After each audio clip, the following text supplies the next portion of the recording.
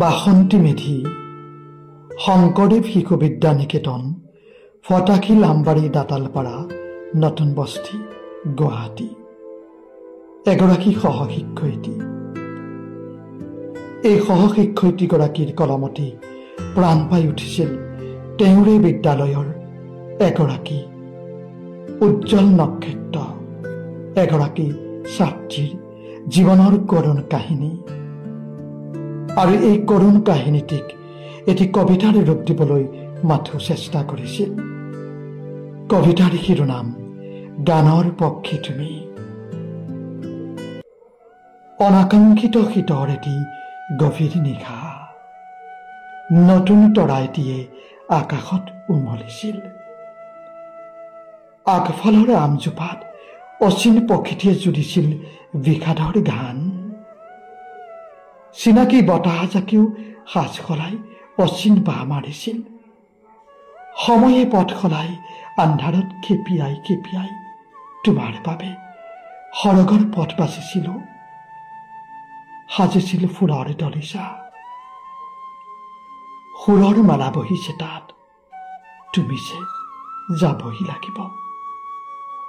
গানৰ পক্ষী তুমি, আকুল আহ্বানত উৰি গুচি গলা তুমি, উৰি গুচি গলা তুমি। মাথো এৰি গলা স্মৃতিৰ ৰংবোৰ, আমাৰ বাবে, পৰিয়ালৰ বাবে, সকলোৱে ভাবে তুমি যে নাজাক অচিন ধুমুহা, শৰতৰ একাচলি শেৱালিৰ সুগন্ধি সুবাস, অথবা ভগৱানৰ মন্দিৰৰ এগছি জ্বলন্ত চাকি। শ্যাম বৰণীয়া কোমল দেহত তোমাৰ মৃত্যুৰ যন্ত্ৰণাই নাও এৰি দিছিল। তথাপি এজাক পক্ষীৰ দৰে মঞ্চই মঞ্চই অন্তৰ ঢালি বিৰাইছিলা সুৰৰ অমৃত।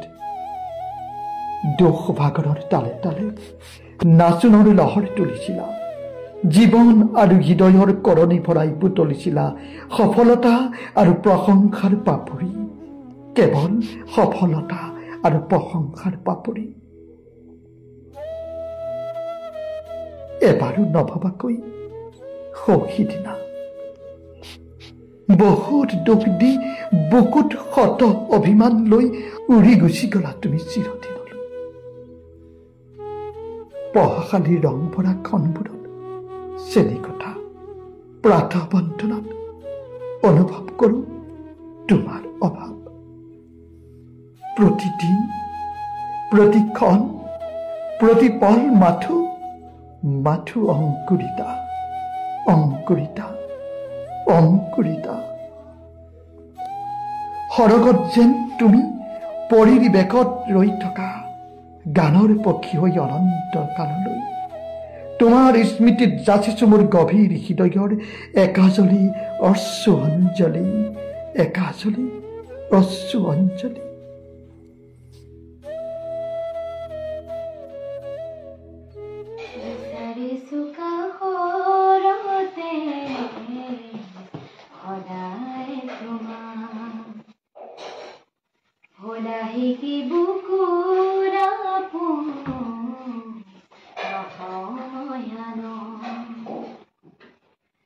বিচাৰিছো কাষৰতে সদায় তোমাক।